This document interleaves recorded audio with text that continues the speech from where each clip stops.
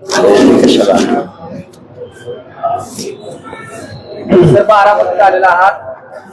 बारामती बऱ्याच ठिकाणी तुम्ही भेटता आहात, काही ठिकाणी मेळाव्याला काय साधारणपणे 1 सप्टेंबरला आपण जो ओबीसीच्या आरक्षणाच्या बचावासाठी जो आपण आक्रोश मोर्चा घेऊन मुंबईला जाणार आहोत, त्या मोर्चाचं नियोजन करण्यासाठी आम्ही रोज या परिसरामधल्या आजूबाजूच्या जवळजवळ 10-12 तालुक्यांमध्ये दुपारपासून रात्री 12-1 वाजेपर्यंत घोंगडी बैठका आणि प्रत्येक गावामध्ये जाऊन लोकांना आव्हान करत आहोत, ओबीसींना आव्हान करत आहोत.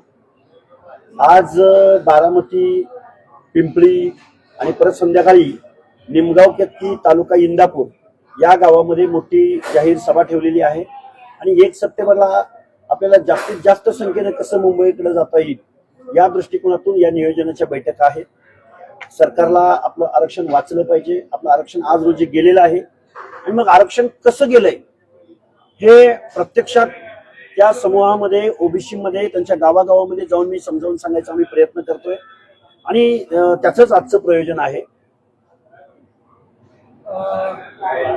ज्या पद्धतीनं तुम्ही ओबीसी जनता पार्टीची स्थापना करणार असताना हे बघा, ओबीसी जनता पार्टीचे बघा, कोणाचा तरी मुख्यमंत्री व्हायचंय, कोणाला आमदार व्हायचंय, कोणाला खासदार व्हायचंय म्हणून पक्ष काढला जात नाही. ज्यावेळी समूहामध्ये व्याक्युम असतो, ज्यावेळी व्यवस्थेमध्ये पोकळी निर्माण होते, त्यावेळी चळवळीमधून पक्ष जन्माला येतात. त्यामुळे आम्हाला चळवळ करू द्या, आम्हाला इश्यू बेस्ड काम करू द्या.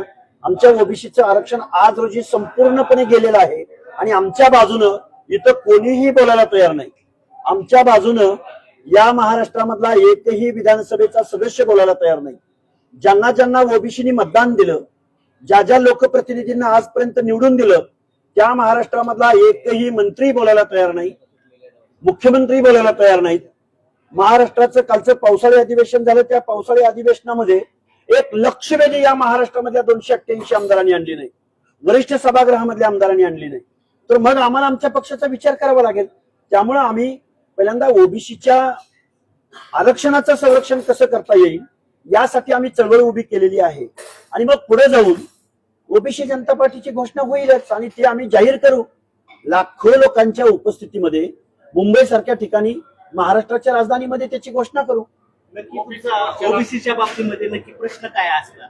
हे बघा, ओबीसीचं आज रोजी 100% आरक्षण संपलेलं आहे आणि इथला प्रत्येक मंत्री, मुख्यमंत्री, उपमुख्यमंत्री असतील किंवा विरोधक असतील, यांचं सगळ्यांचं म्हणणं असं आहे की ओबीसी आरक्षणाला धक्का न लावता, ओबीसी आरक्षणाला धक्का न लावता मला मुख्यमंत्री महोदयांनी एकच सांगायचं की ओबीसी आरक्षणाला आज रोजी धक्का लागलाय का नाही लागलाय.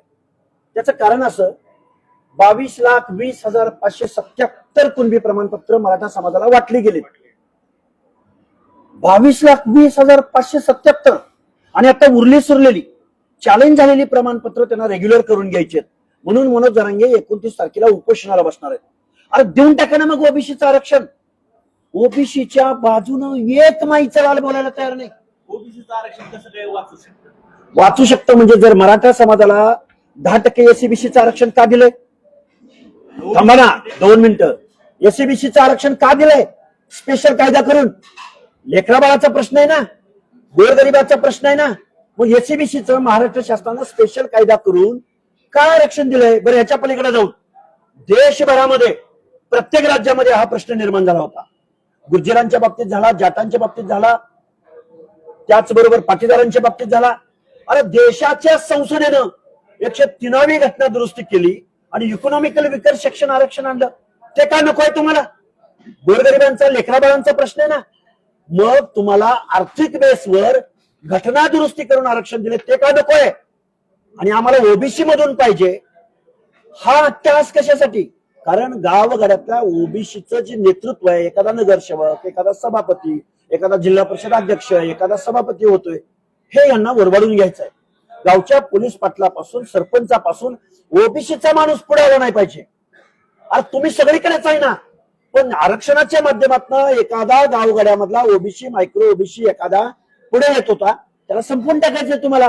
म्हणजे ओबीसीचं आरक्षण महाराष्ट्राच्या मुख्यमंत्र्यांनी, उपमुख्यमंत्र्यांनी, मंत्रिमंडळाने, आमदारांनी सगळ्यांनी मिळून ओबीसीचं आरक्षण संपवलेलं आहे.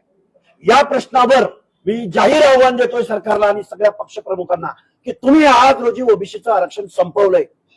उदाहरणं पाहिजे असतील तर मी शेकड्यानं उदाहरणं तुमच्या परिसरात मी देतो. एवढा आवाज उठवू नये. सत्तेतल्या ओबीसींना आमच्या हार्दिक शुभेच्छा. तुम्ही जर ओबीसीच्या प्रश्नावर बोलणार नसाल तर ओबीसी याचा तुम्हाला सवाल विचारेल. सर, महत्वाचं आता आपल्या देशाची राष्ट्रीय जनगणना चालू होणार आहे आणि जातीय निहाय जनगणना चालू होणार होती, पण त्याच्यामध्ये फक्त अनुसूचित जाती आणि अनुसूचित जमातीचाच कॉलम परिपत्रकाप्रमाणे निघला. महत्वाचा प्रश्न जी ओबीसीचं बजेट जी तयार होणार होतं, लोक ओबीसीचा ऐका की सर, ऐका ओबीसी जर नसेल, ओबीसी तिथं जर जागृतच राहणार नसेल तर ओबीसीच्या समस्या मूळ कशावर आहे? जातीय निहाय जनगणनेवर आहे आणि तुम्ही त्याच्यावरच अजून बोलायला तयार नाही. कोण बोलत नाही? तुम्ही बोला ना सर. अरे एक ना एक प्रश्न तुमचे आले त्या प्रश्नांची उत्तर देऊ का जात नाही जनगणनेवर बोलू? माझं कुठलाही अजेंडा काढा, माझी कुठलीही बाईट करा. कास्ट वाईज सेन्सस साठी आम्ही आग्रह धरला, 22 सभा घेतलेत. तुमचं आज्ञा नाही, अजिबात नाही. आम्हाला लक्ष्मण हाके बोलतोय ना, लक्ष्मण हाके बोलला नाही काय सांगताय तुम्ही? अरे मी किती बाईट काढून देऊ आता? एक मिनिट मला तुम्ही बोलताय, उत्तर देताय, तुम्हीच बोलताय, तुम्हीच उत्तर देताय, तुम्हीच उत्तर देताय. अरे जात निहाय जनगणना जोपर्यंत कास्ट वाईज सेन्सस आहे ना, ही 1948चा सेन्सस ऍक्ट मध्ये घटना दुरुस्ती होणार नाही तोपर्यंत कास्ट वाईज सेन्सस होणार नाही. काय जरा थांबा, कोणी सांगितलं तुम्हाला? तुमचं ज्ञान काय झालं? आता आम्ही काय करायचं? कुठे झाली बिहारमध्ये कास्ट वाईज सेन्सस? अरे कास्ट वाईज बोलायला अधिकार नाही तर मी आयोगावर काम केलं. अरे काय माणूस आहे हा? अरे कास्ट वाईज सेन्सस होऊ शकत नाही देशात. 1948चा सेन्सस ऍक्ट आहे. बिहारमध्ये जो झाला तो सोशिओ इकॉनॉमिकल सर्व्हे झाला, छत्तीसगडमध्ये झाला तो सोशिओ इकॉनॉमिकल सर्व्हे झाला.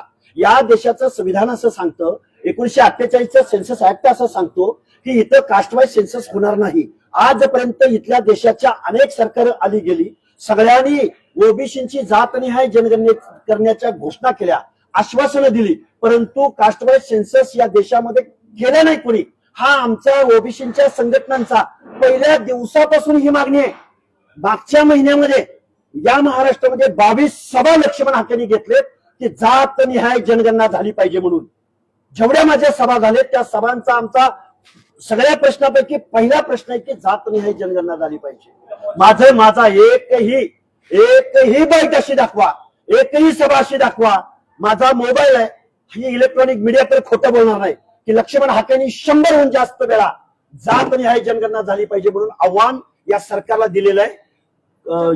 या महाराष्ट्राची ओबीसीची सब कमिटी त्यांच्या मार्फत जातनिहाय जनगणना झाली पाहिजे यासाठी माझा पहिली मागणी आमची जातनिहाय जनगणनेची आहे. कोणी आरोप करते त्यांना माझ्या शुभेच्छा आहेत, पण आज रोजी जातनिहाय जनगणना तर देशात होणार नाही, पण आज रोजी महाराष्ट्रातलं आरक्षण होणार नाही. याचं कारण असं, 1948चा सेन्सस ऍक्ट जातनिहाय जनगणना करायला अलाउच करत नाही. हे पुढारी सगळे बोलतायत, ते खोटं बोलतायत. महाराष्ट्रातल्या ओबीसी जनतेच्या तोंडाला पानं पुसतायत. राज्य मागासवर्ग आयोगावर मी रात्रंदिवस काम केलंय, अभ्यास केलाय. आभाळातलं बोलणारा लक्ष्मण हाके नाही. जोपर्यंत 1948च्या सेन्सस ऍक्ट मध्ये घटना दुरुस्ती होणार नाही, या देशाच्या संसदेमध्ये विचार होणार नाही, तोपर्यंत जे पुढारी तुम्हाला जातनिहाय जनगणनेचं आश्वासन देत आहेत ते या देशातल्या ओबीसीना पोचवत आहेत. त्यासाठी आमची मागणी आहेच ना त्यामध्ये. महाराष्ट्रातलं ओबीसीचं आरक्षण वाचलं पाहिजे. आता राहिला प्रश्न जातनिहाय जनगणना का आणि कशासाठी. माझ्या ओबीसी बांधवांना हात जोडून विनंती आहे, जोपर्यंत तुमची जातनिहाय कास्ट वाईज सेन्सस होणार नाही तोपर्यंत महाराष्ट्रातलं बजेट तुम्हाला मिळणार नाही. आजपर्यंत या फुले शाहू आंबेडकरांच्या महाराष्ट्रामध्ये 100% बजेट पैकी 7 लाख करोड रुपयांपैकी अर्ध्याहून जास्त लोकसंख्या असलेल्या ओबीसीला 0.6% बजेट यावर्षी आहे. किती टक्के बजेट? 0.6%. म्हणजे 1% बजेट सुद्धा या महाराष्ट्रातल्या ओबीसी विजयंतीला आजपर्यंतच्या सरकारमध्ये, आजपर्यंतच्या बजेटमध्ये महाराष्ट्रामध्ये मिळालेलं नाही. माझी आजपासूनची, माझं कालचं भाषण काढा, परवाचं भाषण काढा, तेरवाचं भाषण काढा, आजपर्यंतच्या पेपरच्या बातम्या काढा. त्या बातम्यामध्ये लक्ष्मण हाके बजेटवर किती वेळा बोललाय. इथं सगळी मंडळी बसलेले आहेत. कालच्याच सभेमधलं मी तुम्हाला काढून दाखवतो. आता ते माणसांपर्यंत पोहोचत नाही, मीडिया ते लावत नाही. एखादी शिवी दिली तर ब्रेकिंग बातमी होते. पण आम्हाला काय म्हणायचंय, अरे संवैधानिक भाषा बोलून बोलून बोलून आरक्षण कसं संपलंय सांगून सांगून घसा बसला राव आमचा, आणि परत कुणीतरी यायचं आणि तोंडावर काहीतरी मारायचं, हे काय चाललंय? 1 सप्टेंबरला तुमच्या मागण्या मान्य नाही झाल्या तर पुढची भूमिका काय? आम्ही 1 सप्टेंबरला पुणे जिल्ह्यातल्या दौंड तालुक्यातल्या पाटस टोल नाक्यापासून हजारो 4 व्हीलर मुंबईच्या दिशेने निघतील. आमचं आरक्षण गेलेलं आहे, त्याचा जाब इथल्या सरकारला विचारतील, इथल्या लोकप्रतिनिधींना विचारतील. जर त्यांना 27% आतून तुम्हाला आरक्षण द्यायचं असेल तर महाराष्ट्रातले 48 खासदार दिल्लीत गेलेत. त्या 48 खासदारांना माझा सवाल आहे की तुम्ही इकॉनॉमिकल विकर सेक्शनचं जे आरक्षण दिलं, घटना दुरुस्ती करून दिलं, 103वी घटना दुरुस्ती करून दिलं, त्याचा उद्देश फक्त तुम्ही या महाराष्ट्रातल्या या आंदोलकांना समजावून सांगा. नाहीतर ईडब्ल्यूएस रद्द करा, एसएबीसी रद्द करा, आणि हे जे 27%चा स्पॅन आहे तो घटना दुरुस्ती करून पुढे घेऊन जावा, आणि त्याच्यात रकाना करा आणि त्यांना काय द्यायचं ते द्या. पण या 27% आरक्षणामधील सामाजिक दृष्ट्या मागासाच्या आरक्षणामध्ये तुम्ही हे आरक्षण, या आरक्षणामध्ये जर आमचा मोठा बंधू, शासनकर्ती जमात असलेला बंधू जर या मागासांच्या आरक्षणामध्ये आला तर त्याच्या स्पर्धेमध्ये हा गावगाड्यातल्या भटक्या विमुक्त जाती जमाती, बलुते आलुते आणि सामाजिक दृष्ट्या मागास लोक यामध्ये टिकणार नाहीत. या अर्थानं आम्ही असं म्हणतोय की हे ओबीसीचं आरक्षण आज रोजी संपलेलं आहे. पश्चिम महाराष्ट्रात कुणबी नसताना सुद्धा एवढे 22 लाख दाखले दिले. हे बघा, महाराष्ट्रामध्ये 2017 पासून आजपर्यंत 22,20,577 कुणब्यांचे दाखले वाटले गेलेले आहेत. आता तुम्हाला पश्चिम महाराष्ट्रातली काही उदाहरणं सांगतो. साताऱ्याचं जिल्हा परिषद अध्यक्षपद, तिथल्या अध्यक्षा निवडून आल्या ओपनच्या जागेवर, 11:30 वाजता दाखला काढला आणि 1:30 वाजता ओबीसीच्या जागेवर जिल्हा परिषद अध्यक्ष झाल्या. फलटण पंचायत समितीच्या सभापती शिवांजली भोसले या ओबीसीच्या जागेवर सभापती झाल्या. दौंडच्या नगराध्यक्ष दुर्गादेवी जगदाळे, ज्यांचं नेपाळच्या राजघराण्याशी ब्लड रिलेशन आहे, ज्यांचं बडोद्याच्या गायकवाड घराण्याशी नातेसंबंध आहेत, त्यांच्यावरती कोणता सामाजिक दुजाभाव झाला असेल, सोशल डिस्क्रिमिनेशन झाला असेल, या परिसरामधल्या कुठल्या जातीनं त्यांच्यावरती असा सामाजिक भेदभाव केला असेल की ज्यांना ओबीसीचा दाखला काढावा लागला आणि ओबीसीचं आरक्षण खावं लागलं त्यांना. हे भयानक आहे, वास्तव आहे.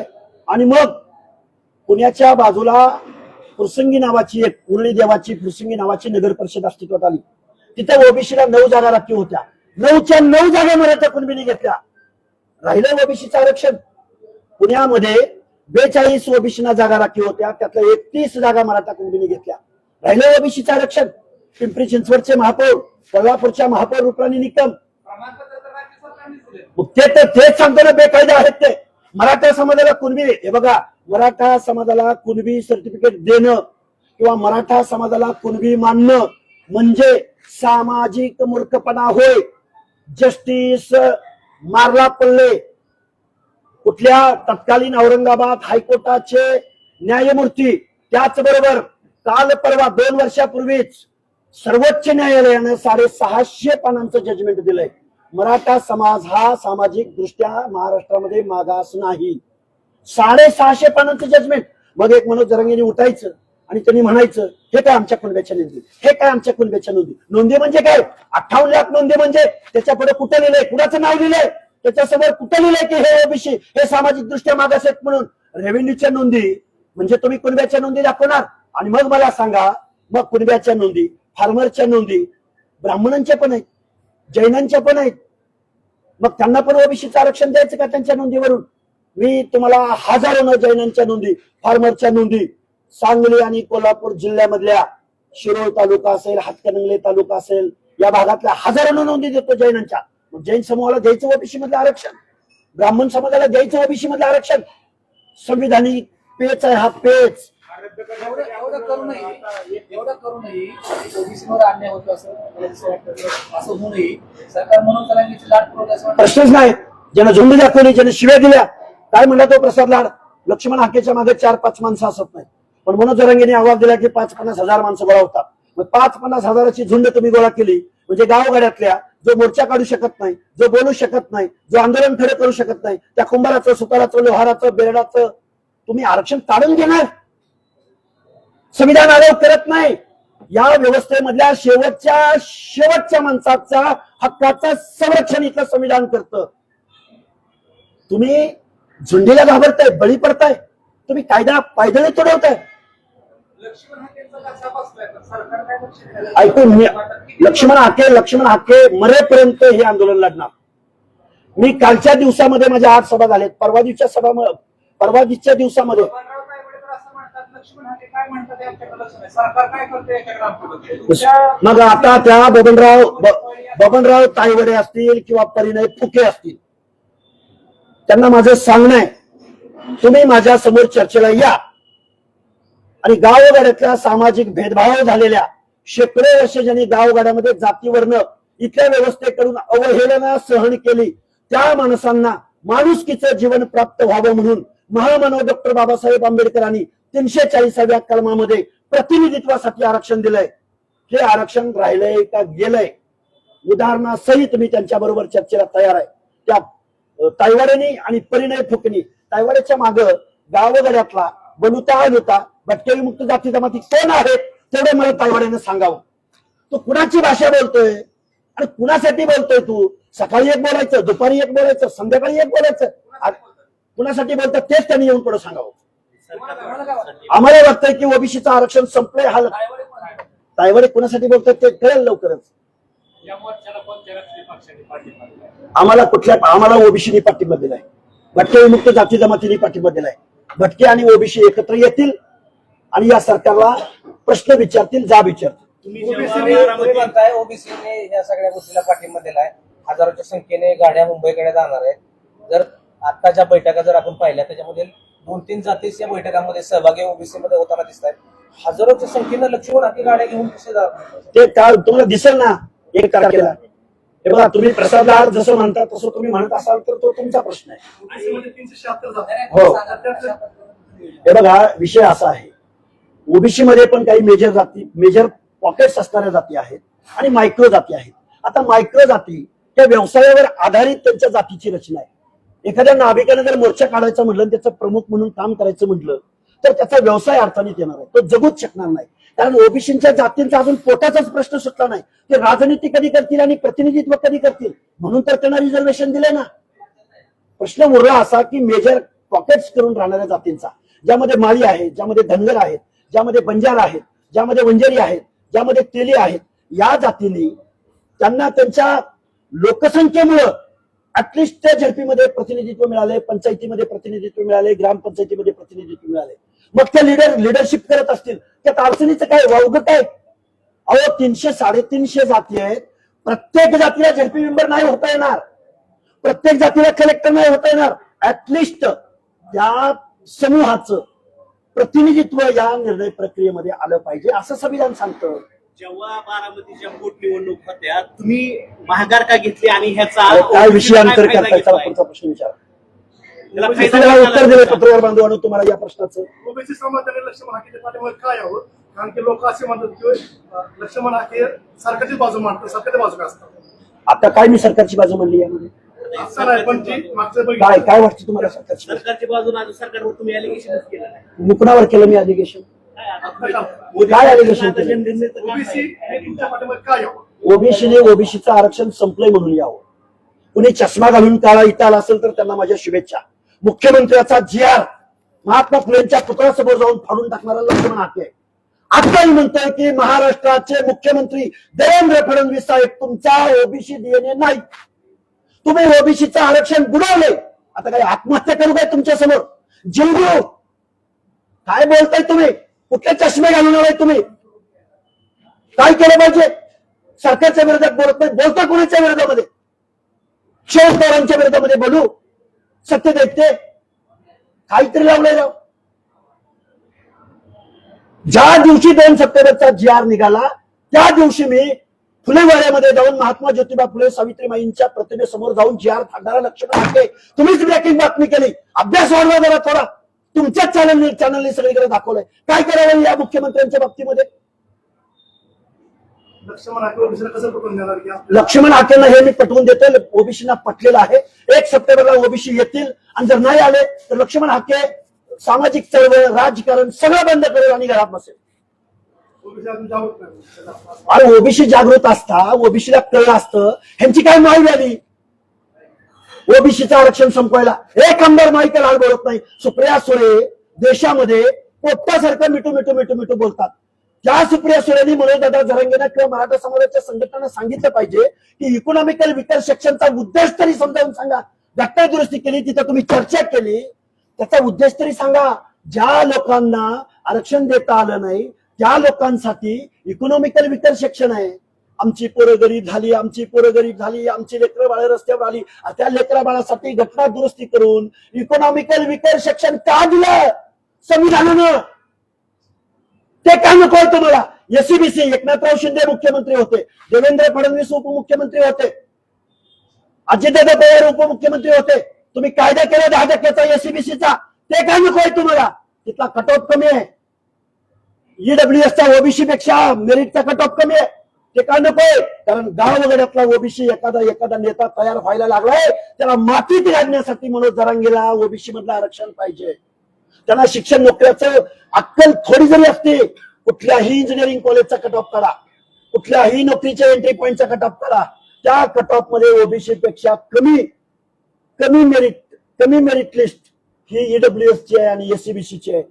तरी सुद्धा तिथून त्यांना नको आहे. त्यांना ओबीसी मधून पाहिजे. कारण गावगाड्यातल्या पोलीस पाटलापासून सरपंचापासून ओबीसीची माणसं मातीत गाडण्याचं काम आहे. आता मग एवढं जर ओबीसीच्या लोकांना कळत नसेल तर ओबीसीच्या लोकांना सुद्धा माझा साष्टांग नमस्कार. तुम्हाला असं वाटतंय का की मराठा आरक्षणाचा आणि ओबीसीचा आरक्षणाचा वाद पेटलाय, परंतु याच्यावरती राज्य सरकार कुठेतरी स्वतःची पोली बाजून घेतली? राज्य सरकार पोलीस सोडावं. राज्य सरकारने घटना पायदळी तुडवली. राज्य सरकारने 300 350 जातींच्या हक्क अधिकाराचं संरक्षण केलं नाही.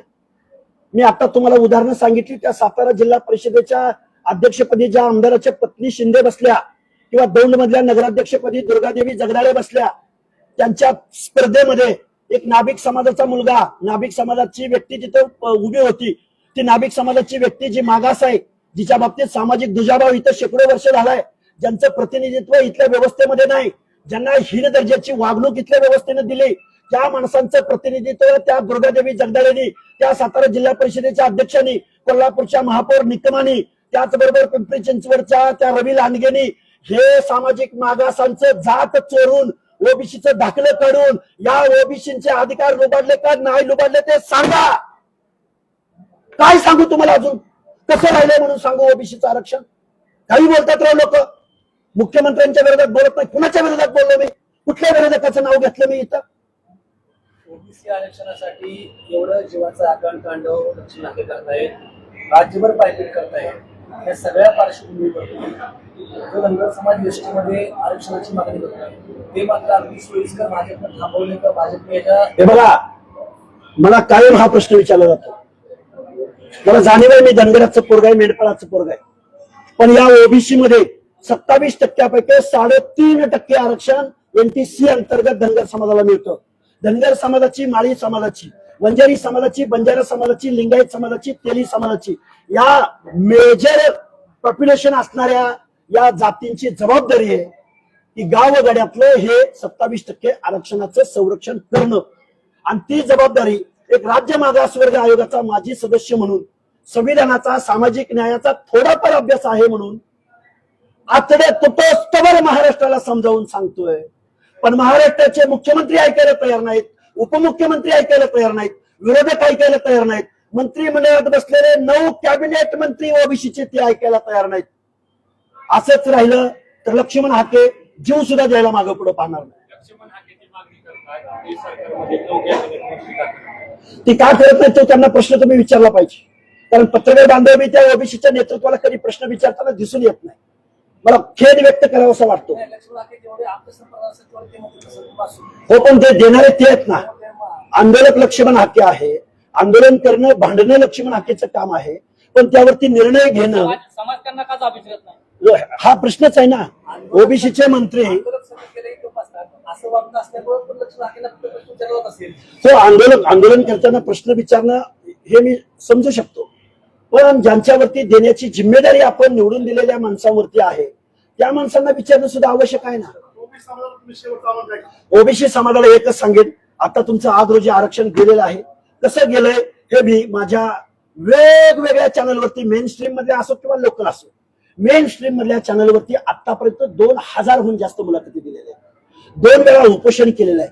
गावागावामधल्या सभांची संख्या जर काढली तर ते 1000-2000च्या पुढे जाते. तेव्हा माझी तुम्हाला हात जोडून विनंती आहे की तुम्ही शेवटचा प्रश्न असेल, भुजबळ साहेब ओबीसीचे नेते म्हणतात, परंतु भुजबळ साहेब याच्यावरती काय बोलत नाही. सगळे बोलतायत, ते का बोलत नाही तो त्यांना तुम्ही प्रश्न विचारा. लक्ष्मण हाकेने त्यावरती काय उत्तर द्यावं? तुम्हाला लाईन पाहिजे का? माझी लाईन आहे ना, ओबीसीचं आरक्षण संपवलंय सरकारनं, मग त्यामध्ये हे सगळे मंत्री आहेत ना. राज्यकर्त्यांच्या विरोधात आपण न्यायालयाला लढणार आहे. तेच चालू आहे ना, न्यायालयीन चालू आहे, रस्त्यावरची लढाई चालू आहे, सगळंच चालू आहे. त्यांनी आरक्षण घेतलंय ना ओबीसीचं, त्यांच्या विरोधात चालू आहे ना, मग रद्द झालेत ना, दाखले रद्द केलेत, पिपळीमध्ये पण तसंच झालं. चालू आहे ना. मग तुम्हाला एक सांगतो, माझी सगळी भाषणं काढायची, सगळी भाषणं माझी काढायची. त्यात जर मी जात न्याय जनगणनेवर बोललो नसेल तर मी आज इथं तुमच्या सगळ्या मीडिया समोर माफी मागून मी माझं आंदोलन सगळं थांबवेल. ओबीसीची लोकसंख्या आता आपण बघितलं तर 12 कोटीच्या आसपास बघितलं तर आपण 8 कोटीच्या आसपास करू. ओबीसी धरायचं नाही, मोजलं नाही कुणी. जनगणना झाली नाही म्हणलं, जाती नाही म्हणलं, आपण धरूच अंदाज धरू. ऐका की सर, तर मला काय म्हणायचंय, ओबीसी एखाद्या गोष्टीला जर सत्तेवर गेला तर तो आपल्या जातीसाठी लढायचं विसरतो का? अहो, पक्षाचे मालक वेगळे आहेत. आम्हाला एक मिनिट, अहो तुम्ही उत्तर देताय का? प्रश्न विचारलं झालं की माझं ऐका ना. बोला की सर. डिबेट करायला लागलोय का आपण? हा. प्रश्न विचारणं पत्रकाराचं काम आहे, उत्तर ऐका ना. अहो, या व्यवस्थेमध्ये जर ओबीसी डॉमिनंट असता, ओबीसी संघटित असता, ओबीसी राज्यकर्ता शासनकर्ता असता, त्याची जेनॉलॉजी राज्यकर्त्याची असती. अरे हा गुलाम आहे, हा व्यवसायात अडकलेला आहे, तो डोंगराच्या कुशीत अडकलेला आहे. अरे पक्षाचे मालक कोण? तिकडे वाटणारे कोण? पैसे वाटणारे कोण? कारखानदार कोण? कसा ओबीसी त्यांच्या स्पर्धेमध्ये टिकेल? विषय असा आहे, ही लोक लीड करू शकत नाही. निर्णय प्रक्रियेत त्यांचं प्रतिनिधित्व हवं, म्हणून त्यांना प्रोटेक्ट केलं ना संविधानानं. पॉझिटिव्ह डिस्क्रिमिनेशन अडॉप्ट का केलं संविधानानं?